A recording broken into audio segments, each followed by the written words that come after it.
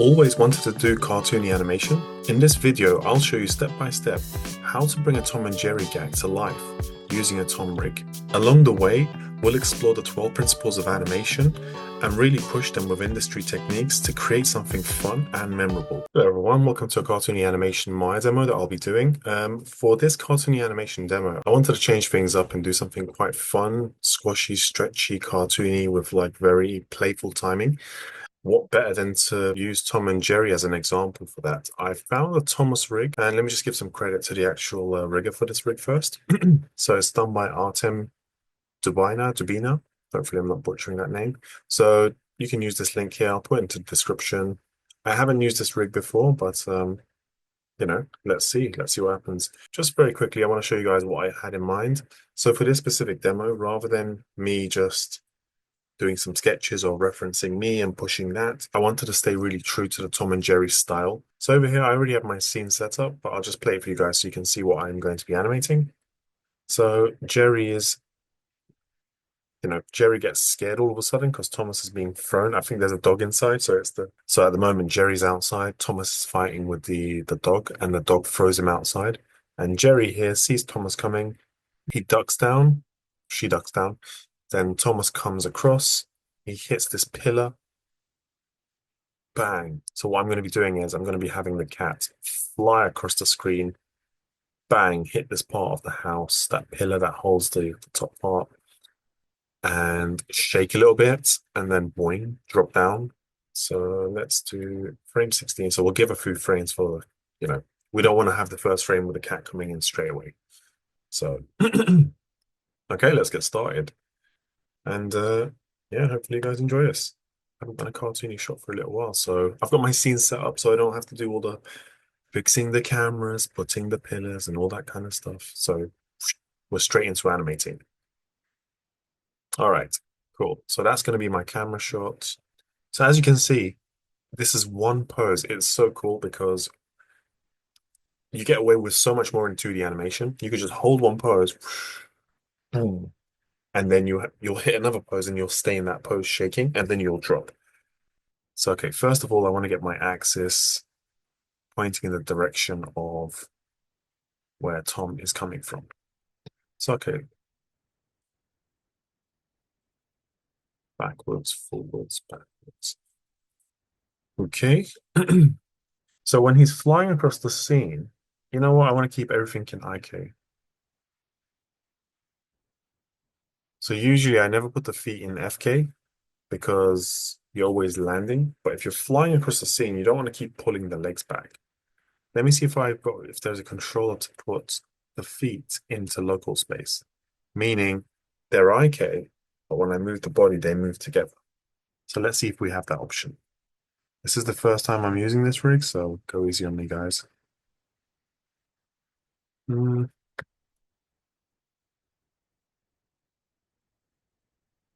Let's see. Toes pivots.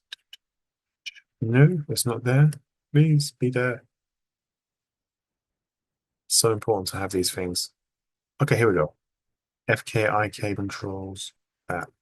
Okay, cool. He hits, he drops. I mean, I might just animate the legs in FK because he's flying, flying, flying, bang. He's in midair, and then when he lands, boing, I can go into IK. Okay, I wasn't expecting to do that, but now that me using FK, IK always depends on the pose itself. Sorry, the shot itself. If the shot requires it, then so be it. I will, you know, do it like that. Okay, so let's lift them up into the air. Let's get these feet into FK, think. So what do we do? So let's get this guy turned around.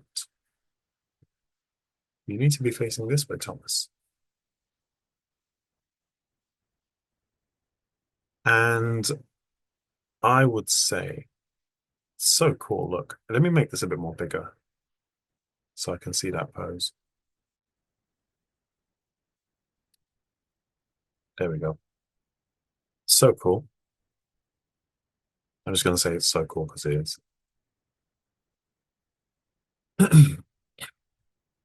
So I always try to use as few controls as possible. But the yellow one is IK controllers. It's more like you move that specific section. You're not moving the whole spine of the body. So I do want to I want to get the whole shot done in one go if I can. But I'll drop the parts, like I'll drop the whole video into small little parts, so it's digestible. You guys have, each part should be a nice little 10 minutes or so, something around that. Having a whole hour. So I always animate here and then I take a look at this guy and is it looking the same? Well, that's kind of the full process.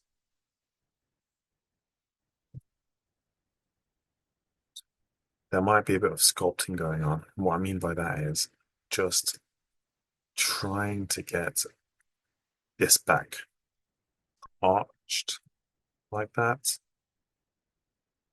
It's not easy. This is why now in 2D, or should I say CG, when you do like cartoony shows, you have to. This is the time when I start breaking things a little bit. In like Disney and DreamWorks kind of animations, there's not so much breaking unless it's like bad guys. That there's a lot of, especially some of the poses. Yeah, I think there's quite a few actually. So let's do that. I kind of just get like a feel for the shape. And what I mean by that is I'll get the poses kind of around the ballpark, kind of around there. Okay, the hands are here. It's not perfect, obviously, but just get a feel for it. And then once I do that, I'm like, okay, it's starting to look like Christmas. No, it's not. Um, I always just do like a rough pass, get it close to the pose. I know I'm still working on it, but you know, I don't want to work on one little area, make it really, really nice, and then move on to another area. That's kind of think of it as like rough blocking. And by the way, guys, when you animate or you're learning from my channel, it's not so important you animate how fast it animates. It's more important that you understand the reasons why I'm doing some of the things I'm doing, and you pick up on those habits and just try to apply it to your shots as well. Because you can animate on twos, you can animate, put a key here on one and 10 and 25 and whatever it is. The most important thing is like your shot looks awesome at the end. It because your supervisor or when it's on a big screen, they don't really care how you animated it. It's more important how it looks in the end because you're getting hired or you're going to be working as an animator for how awesome your shots look, not necessarily how how you animate it. Cool. So you can see already like the legs over here are way further ahead next to his face. So it's fine because this model is not going to be the same. I want to cheat it a little bit. Oh, hold on, can I? Yeah, it's an FK, but I can't move it in FK. Gimbal control, let's see. That does. I want to have a control to move the leg around. No, I can't do that. No, it's only rotations. That's fine. We won't stretch. Man, I would have liked to stretch. That's the whole point, right? It's cartoony for God's sake. Okay, so what does it look like? There. Let's get the tail wrapped around these legs. Oh, why is it doing that? Oh, because I selected the IK. You want to use the FK. You can use the IK controls as well, actually. It's no big deal. Uh, I want to, however, change from this a little bit more because I don't want to lose the tail so much. Let's give it a go. Let's see.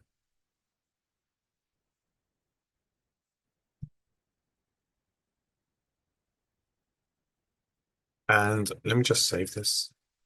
I'm so paranoid because Maya is really cool software, but it just keeps crashing. If you've experienced that, let me know in the comments, just so I can say, let's pull it out a little bit more. I want this part to bend out so it doesn't feel like one, you know, continuous cycle or circle. Okay, that feels good. Hmm. So what I want to do here is look, if you can see carefully, the leg is more towards the foreground. No, yeah, towards the foreground, towards us. So, and the hands are inside. That way, I can see the leg fully. At the moment, I have the arms on the outside, the opposite way around. So what I want to do is I need to cheat this now. So from this angle, whoops, from there it's like this. If I rotate out, it looks weird. So what I want to do is this translate. Please let me know. Oh my God, I can't do translation. Why not? Why? Yeah, we need that. We need to be able to translate this. I should be able to pull this out. Hold on.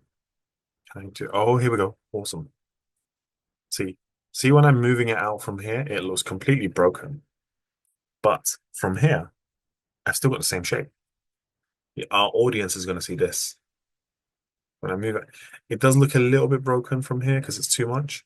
So what I'll do is I'll do that and rotate this guy inwards so I don't have to push the leg out so much.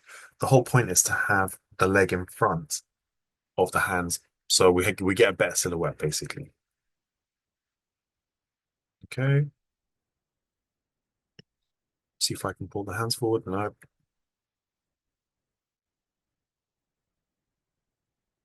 All right, let's get some shapes on the feet.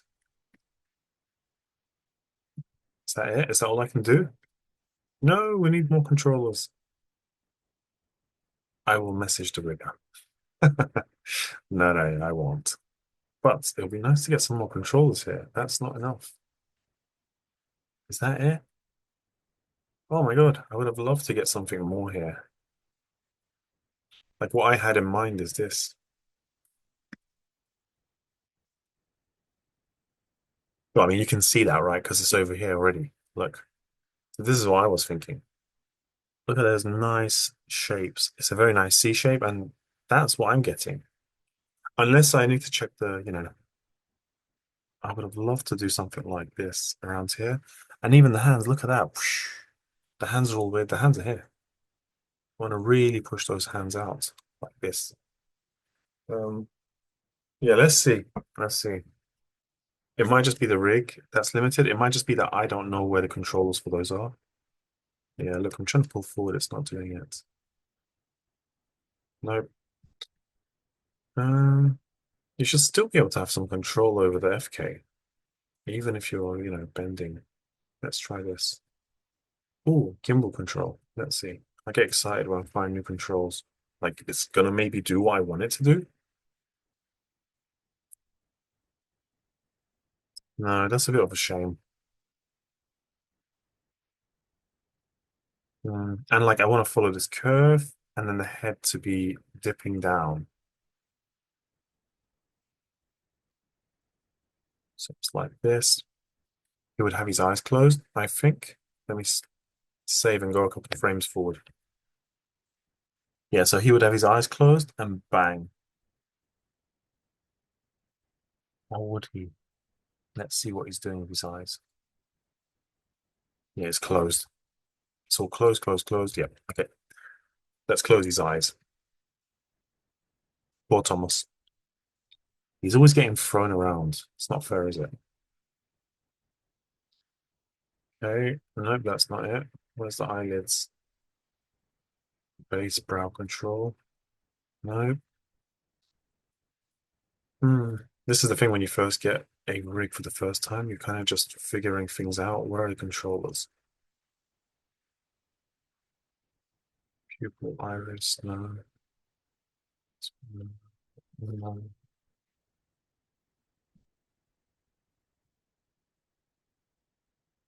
Is this it? No. Oh, here we go.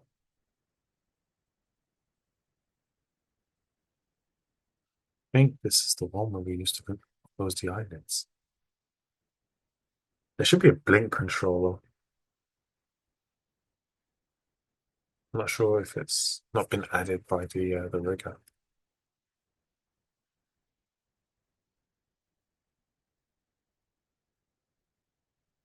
Okay, I think this is it.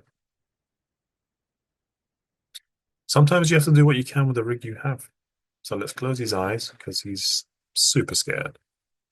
Or, you know, oh my God, this is happening to me. Okay. Oh, I can't push the. Yep, okay. I'm limited with how much I can push this. We'll see.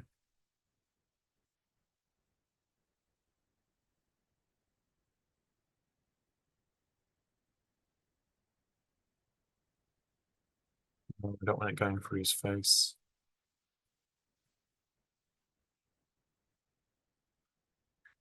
I can't see his hands there or his fingers, but I know I can just open these out a little bit.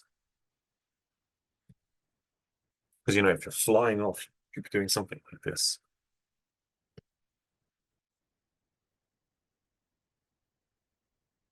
There, something like that. And let's get this guy over here, rotated inwards as well. No, I think one is enough. There, let's just have a nice silhouette with this one. Let's rotate the ears forward.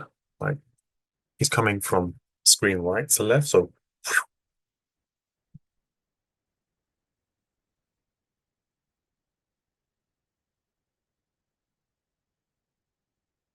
there.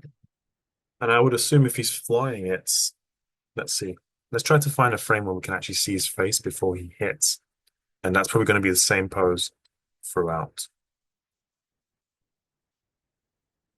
Oh, his hands are sideways. That's even better.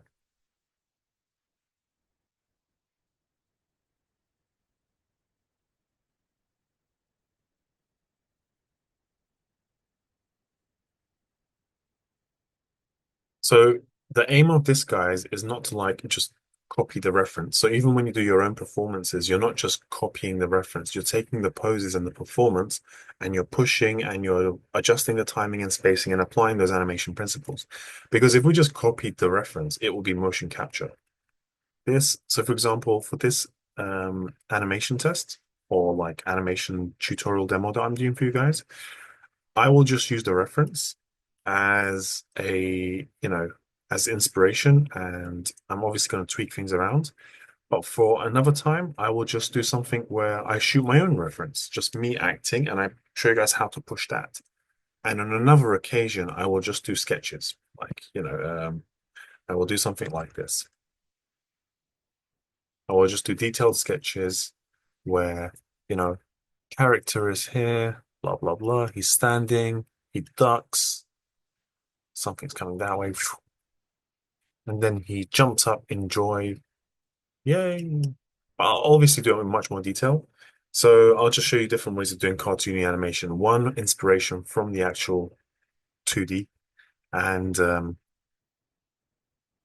next time it will be something where I'm actually like doing my own reference. And finally, I'll do a third one where I will just have no reference, just sketching 2D, which is fun. I can't get that arms out like away from the head. Actually, what I can do is maybe pull the head in. So you always got to look for solution. Pull the head in a bit so I can make room to make it feel like the hands are further out. Think. There we go. Okay. So we're animators, we find solutions, or we try to at least. There we go. Now it feels like the hands are stretching further ahead. I can now bring this hand down a bit, straighten this out a bit more. There we go. I want to make sure this pose looks good or close to what we have because I'm going to be staying in it for staying in the pose for a couple frames. So come on. Oh, I think it's time to save. Maya's doing some weird stuff. It's fine. Look, it's going through his forehead, but we don't see it from here on this side. If you're animating and you're learning body mechanics, don't do this. This is only like when you know you can cheat and get away with stuff. And just because you're doing something cartoony doesn't mean you have to cheat. But I don't know where the controls are for stretching the arms, if there are any stretches on the rig. And when that's the case, then you can say, okay, I need to like, just figure it out and cheat. It's not cheat, it's just like I said. Anyway, changing conversation. It's not cheating, it's just I would like you guys to be more experienced before you start breaking the rig. Because once you break the rig, you need to go back into a pose afterwards to make sure. If you stay in a broken pose for too long, it's going to be difficult to slide back into making sure the character looks on model. So that's what I mean. Okay, cool. So we've got this. Let's save it. And now, when does he hit the pillar? Bang. Look, that's so crazy. Look at this, guys. He's in the same pose for 1, 2, 3, 4, 5. And over one frame, I'm looking there where you guys are there. Over one frame, look what happens. 1, 2, 3, 4, 5. Splat. And then the arms go all the way back. So these two here, up until there, it's just one pose that I need to use. If you're serious about improving your animation, check the videos on the channels, join the live streams or rewatch them, or dive into the playlist which I put together, which include fundamentals, body mechanics, posing characters, and much more, so you can focus on one area at a time to not feel overwhelmed. Pick the skill you want to level up, hit play, and start your animation journey today. If you found this video helpful, hit the like and subscribe button, and I'll have much more to help you improve. Thank you.